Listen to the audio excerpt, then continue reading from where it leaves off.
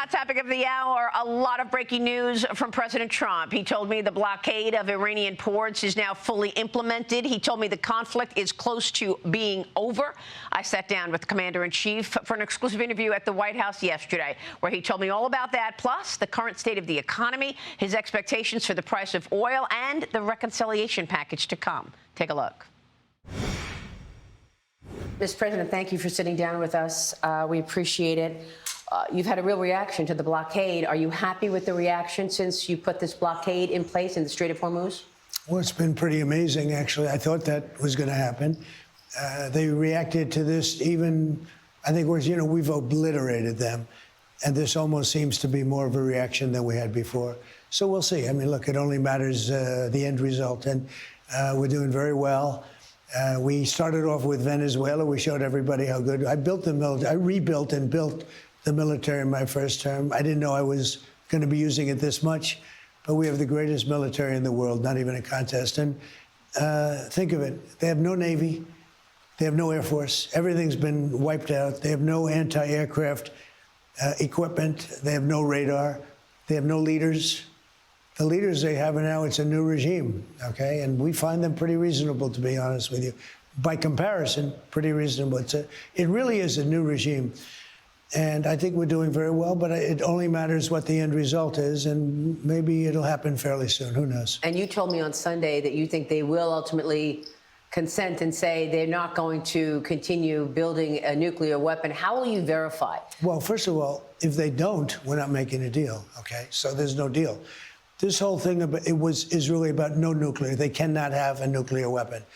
And if they're going to have a nuclear weapon, we'll be living with them for a little while, but I don't know how much longer they can survive. I don't know how much longer they can go because they've been hit very hard. And as an example, we could take out every one of their bridges in 1 hour. We could take out every one of their power plants, electric power plants, in 1 hour. We don't want to do that because someday you're going to have to rebuild, and it takes you 10 years to rebuild a bridge.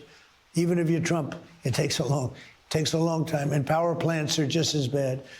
So we'll see what happens. Did you get any pushback, like from the Chinese or the Saudis, about blocking the Strait of Hormuz? No, I had none.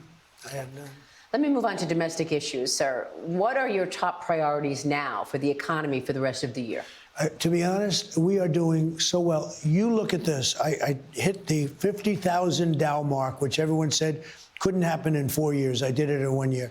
I hit the 7,000 S&P mark in less than 1 year, which was a number, as you know, you reported it. They said if at the end of 4 years you hit those numbers, I did it at the end of a year. And I said, now we have to do a little bit of a turn, a detour, to a place called Iran, and we have to stop them from ever having a nuclear weapon. And if you told me that in the midst of it, we would have a stock market that's almost as good as it was 2 months ago, just about, very close, and that we'd have oil, that we'd be selling oil, that oil would be at 92 or whatever it is right now, instead of 200, because a lot of people said, oh, it'll be 200. This is in the midst of everything. Now, I think we're doing very well, and maybe people assume we're going to win this thing pretty soon. We've beaten them militarily, totally. The only thing they have is the Gulf, and I think now, or the Strait, as they call it.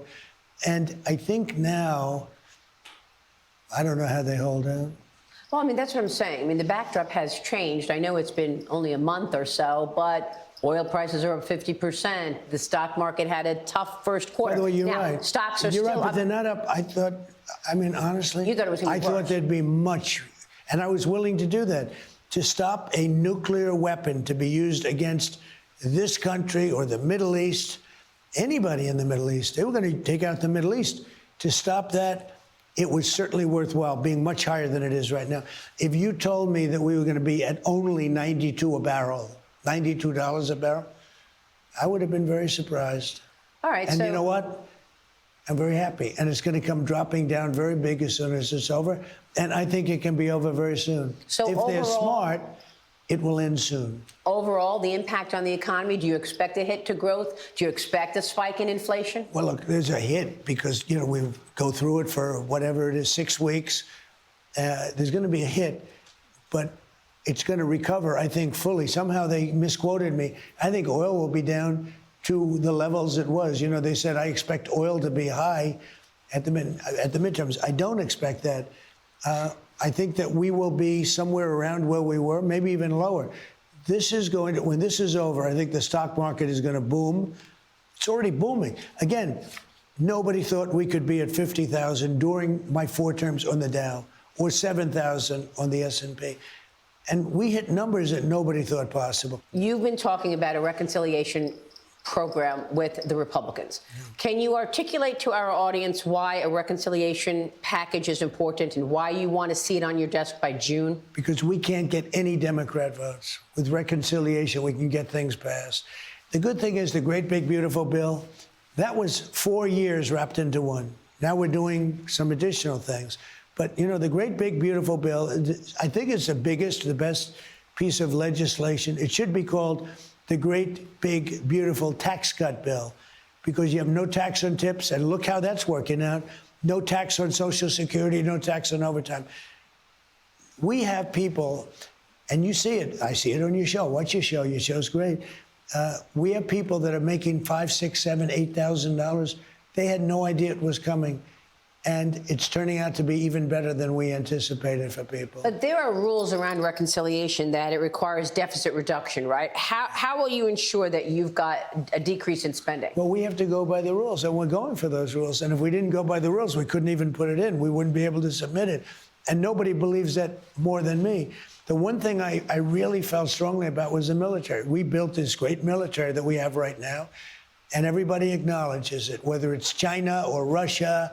We have the greatest military in the world, and I built that in 4 years, my first term. It's a great, including adding Space Force. You know, a lot of the things that you see that work so well is because of Space Force. It was a great thing that we added when we went for Space Force. So what can you put in the reconciliation bill, other than funding Customs and Border Patrol and ICE? Anything else? Well, we're doing mostly that. This is mostly about that because the Democrats don't want to do it. Then we're putting some things as we go along. But, you know, you've heard the expression, we want to keep it sort of slim because we want to make sure that I have the safest border in the history of our country. Nobody came in. I'm not even sure I can believe that. But the Democrats do the numbers. It's really, you know, the agency that does that is they tend to be on the Democrat side, to put it mildly. In the last 9 months, not one person came across the border illegally. Now, compare that to 25 million people coming across by Sleepy Joe. I was there. I went to the border 6 times. I saw it. I understand what you're saying. They came in by the millions, hundreds of thousands a week, just pouring it, totally unchecked. And, you know, the countries, I know the leaders of most of these countries, they're very smart. They're street smart. Some are highly educated, some are, but they're very street smart. They don't send their good people to us. When they do a caravan, 25, 30,000 people in a caravan, you don't have their good. You have people that, frankly, even if they're not criminals per se, they don't want to work, or they want welfare, or they sent all these people to our country. What the Democrats have done to us should never be forgotten. Can you put the Save America Act in the reconciliation I'd love plan? to do it, and we'll certainly look at it. But I mean, there's nothing easy, and it has to be called Save America, as you just did. A lot of people like to call it the Save Act. Nobody knows. It's Save America. It's voter ID. It's you have to be a citizen to vote. Proof of citizenship. Ideally, mail-in voting. You knock the hell out of it. Can you make it a budgetary item? It's good for the military. You know, the military's away. They have to be able to use it, et cetera. Somebody that's sick, somebody that's away, you can't. And you do mail-in voting. But mail-in voting cut back so that it's fair. It's tax day. What do you want to make sure people understand about the changes that you put in the tax code in the big, beautiful bill? And how significant are these refunds that people are getting? Okay, well, the refunds are really significant, and it makes it less complicated to do your tax return, much less complicated. But the people, I mean, I think you're seeing this. You're reporting, everybody's reporting, because now it's gone into effect.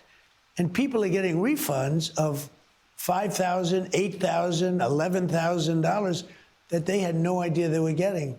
It's turned out to be better, as good or better than I said it would be. Is that going to be enough to offset the increase in gasoline prices? It will be, because gasoline's coming down very soon and very big. So you think gas prices will be lower before the midterm elections? I think they'll be much lower before midterm, much lower, yes. Okay. Now, you've suggested... I mean, that's on the assumption that we stop a country that cannot have a nuclear weapon from... If you give Iran a nuclear weapon, you want to see bad stock markets? You won't have a country. The world will be blown up. You can't do it. You cannot do it. So on the assumption we have that settled, hopefully long before that, and maybe almost immediately, could be very soon. But when that's settled, gas prices are going to go down tremendously, and gasoline, gas prices, cost per barrel, fill up your car, per gallon, any way you look at it, numbers are going to go down. Electricity is going to go down. You know, it fuels sort of everything, not just cars. It fuels the economy. If you get that down, one of the reasons I was so successful my first term is I was able to keep gasoline prices down. I was able to keep energy down. Now, look, if I decided not to go into Iran, which would have been a terrible thing, for 47 years, no president had the guts to do it, and they should have done it. And I know at least one, and I think all of them that are living, are sitting back watching this and say, we should have done it. This should have been done long before me. It would have been much easier to do. This should have been done long before me. Mr. President, let me What ask you. Obama did with that Iran nuclear deal, that was the worst deal ever made. That gave them a path to a nuclear weapon, a short-term path to a nuclear weapon. I terminated it. It was the greatest thing I did. They would have had a nuclear weapon 4 years ago. Then we hit them with the B-2 bombers 8 months ago. They would have had a nuclear weapon within 1 month, maybe 2 weeks. And they would have used it on Israel and the Middle East. And they would have used it on us, too. And not just Israel, by the way. Qatar, Saudi Arabia, UAE, countries that were shocked when they got hit. You know, these countries were not expected to be hit because they were going after those countries. They were going over to take over the Middle East, and we stopped them.